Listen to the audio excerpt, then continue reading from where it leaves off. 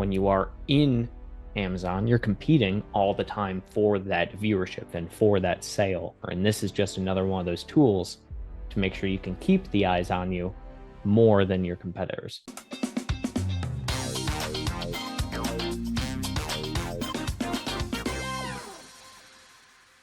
When you're in Amazon, you have an entire section for brand analytics, and your brand analytics is essentially going to show you your full customer base.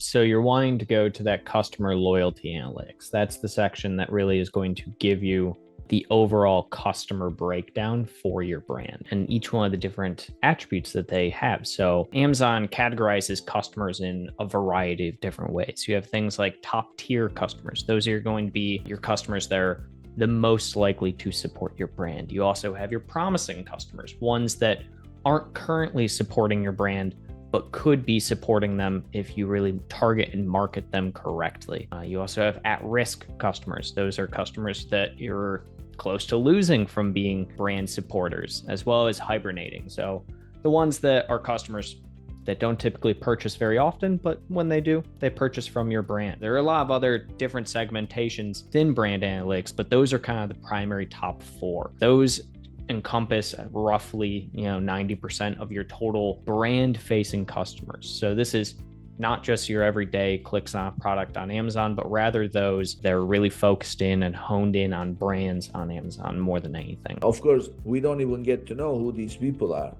So how do I use this data? The biggest thing is using it for those promotions and for those coupons, right? So when we're looking at brand analytics and looking at those type of customers, there are a few different things that we want to be looking into with them, right? We want to be able to utilize that data to fully actually market our product and know, are we going to be losing someone here soon, or are we going to be gaining someone here soon? The best way to really start kind of utilizing your brand analytics when it comes to marketing to customer bases and those different types would be the brand tailored promotions and brand tailored coupons. The biggest thing when looking at your brand tailored promotions, you can actually go over to your advertising console and then click on brand tailored promotions. And what that's really going to do is allow you to start with all of those different customer bases. So we have, as mentioned, the at-risk, we have brand cart abandoners.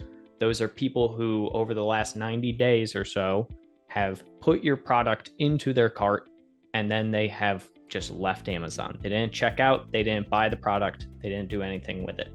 Now, what does that really tell us? That kind of tells us that they were interested in the product, but maybe they needed an extra little incentive to purchase it.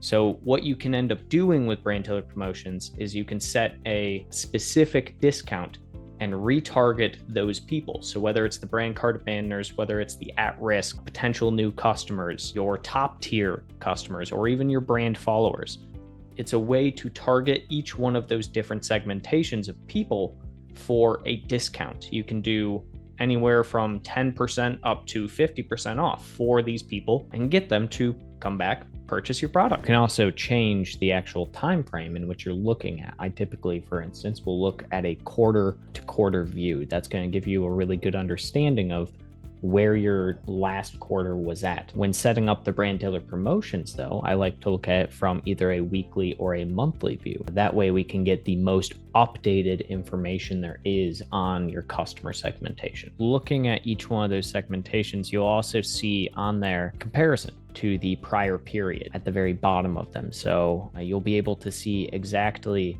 for those different, primary four buckets, how you are doing with them. So are you increasing in your total market share or are you decreasing? So if you, for instance, have an increase in promising customers, that means you should be really honed in and focused on trying to capture those people who are not yet brand buyers, right? They are promising customers. They are people that could be coming to the brand. They could be purchasing from us, but they are not yet. So getting an increase in that means that the overall brand itself is getting more awareness. And when you have more awareness, you can utilize that to obviously increase your sale nearly instantly, right? Especially with some of these different tools.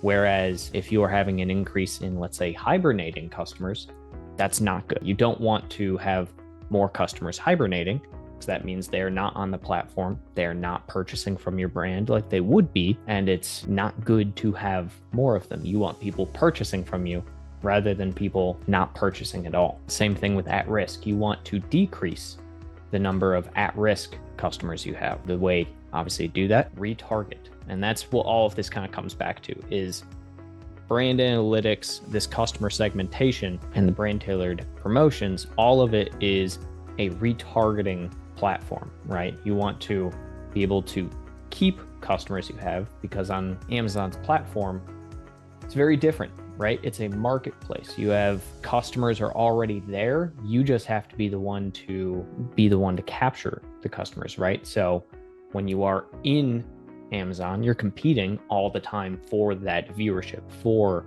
the eyes on your product, and for that sale from the customer. And this is just another one of those tools to make sure you can keep the eyes on you more than your competitors.